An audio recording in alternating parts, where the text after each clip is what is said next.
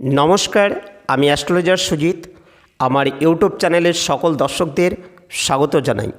আজকের আলোচ্য বিষয় সিংহ রাশি, তার সাপেক্ষে তৃতীয়ভাবে রবি নিচস্থ হচ্ছেন 17ই অক্টোবর 2025 সালে। রবি সেখানে নিচস্থ থাকবেন 16ই নভেম্বর পর্যন্ত। সেই ক্ষেত্রে সিংহের পরিস্থিতি কোন কোন দিক থেকে উন্নতি অবনতি ঘটবে সেই নিয়ে আজকের এপিসোড থাকবে।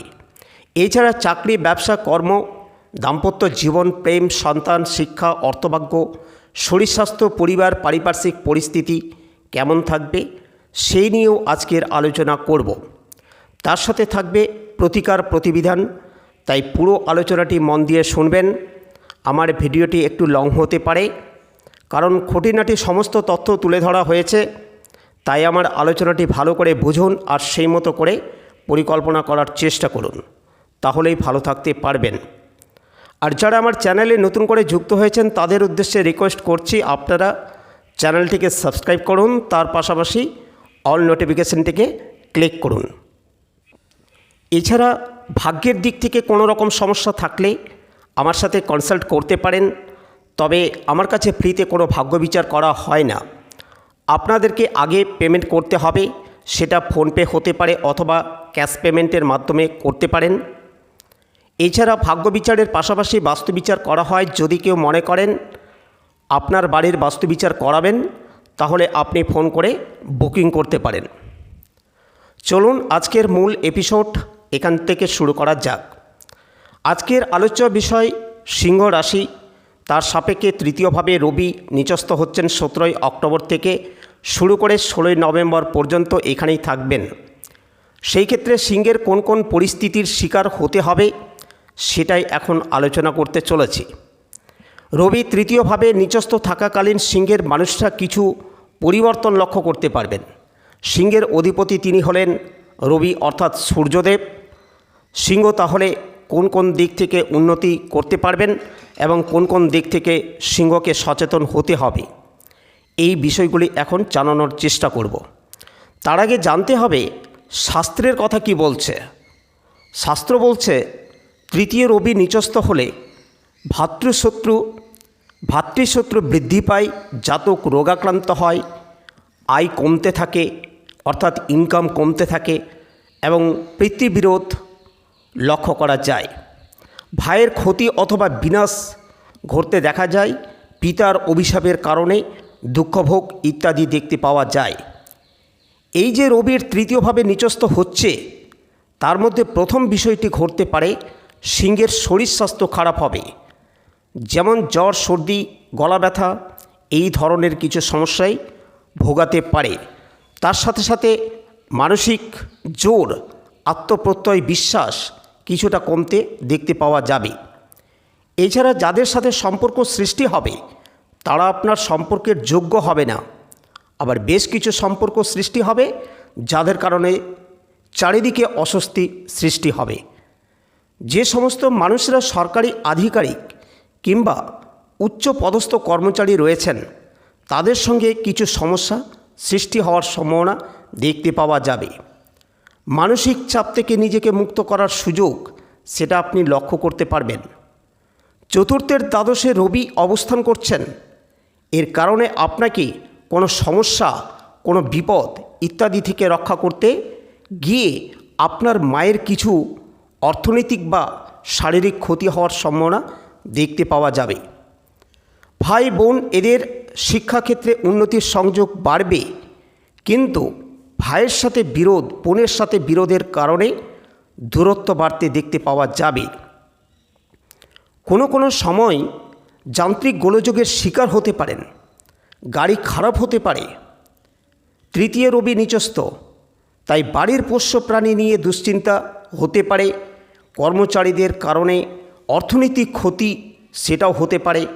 মাতৃকুল অথবা পিতৃকুলে কিছু অস্থিরতা বাড়তে পারে। কম্পিটিশন বাড়তে চলেছে, সরকারি চাকরি পেতেই হবে আমাকে, এমন একটা জোশ আপনার মধ্যে লক্ষ্য করা যাবে। কোনো মানুষকে ভরসা করা সেটা সৃষ্টি হতে দেখতে পাওয়া যাবে। পারিপার্শ্বিক অস্থিরতা থেকে নিজেকে মুক্ত করবার সুযোগ সেটা আসতে দেখতে পাওয়া যাবে। বিভিন্ন শিক্ষায় শিক্ষিত হওয়ার প্রচেষ্টা আপনার মধ্যে দেখতে পাওয়া যাবে। বিশেষ করে আর্টিফিশিয়াল ইন্টেলিজেন্স টেকনোলজি, আইটি ইত্যাদি সম্পর্কিত ডিটেলস স্টাডির জ্ঞান সেটা লাভ করার প্রচেষ্টা সেটা আপনার ক্ষেত্রে দেখতে পাওয়া যাবে। ভুগতে পারেন চোখের সমস্যায়, হঠাৎ করেই মানসিক অবসন্নতা আসতে পারে, ডিপ্রেসড হয়ে পড়তে পারেন আপনি। আইনি জটিলতাকে থেকে নিজেকে দূরে সরিয়ে রাখার চেষ্টা করতে হবে।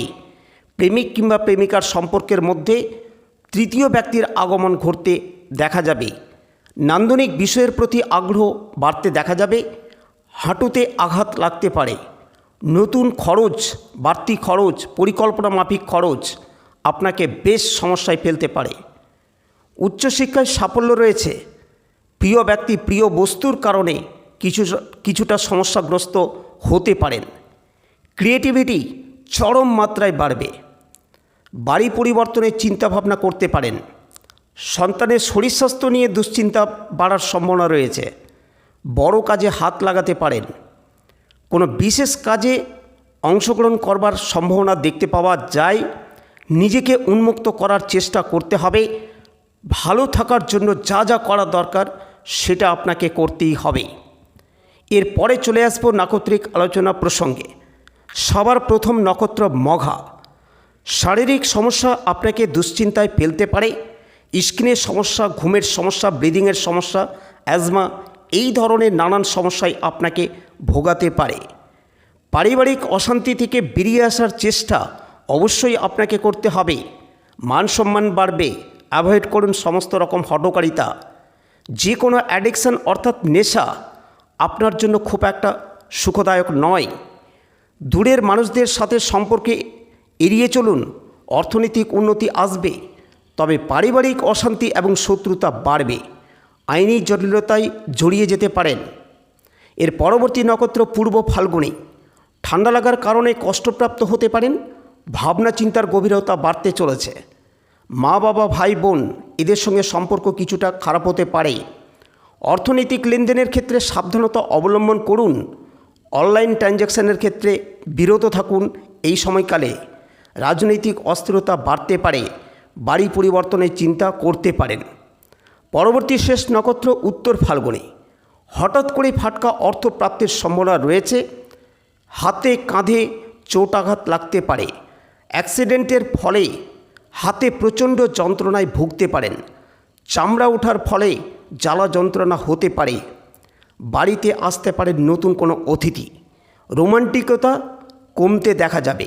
মুখমণ্ডলের পীড়া, দাঁতের যন্ত্রণায় আপনি ভীষণ কষ্ট পেতে পারেন। এরপরে চলে আসব প্রতিকার সংক্রান্ত আলোচনায়। সিংহের বর্তমানে ঠাইয়া চলছে, তার কারণে প্রতিকারের ভীষণ প্রয়োজন রয়েছে।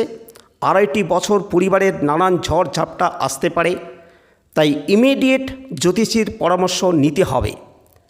সিংহরাশি বা সিংহ লগ্ন ধারণ করুন সান স্টোন ব্রেসলেট এবং তারই সঙ্গে একমুখী রুদ্রাক্ষ অবশ্যই ধারণ করতে হবে। বিশেষ করে যাদের শারীরিক সমস্যা, অর্থনৈতিক সমস্যা, পারিবারিক সমস্যা রয়েছে তাদের জন্য এই কম্বিনেশন অবশ্যই ধারণ করতে হবে। তাহলে আজকের মতো এখানেই সমাপ্ত করলাম। ভালো থাকবেন সকলে। ভিডিওটি শেষ পর্যন্ত শোনার জন্য অসংখ্য ধন্যবাদ।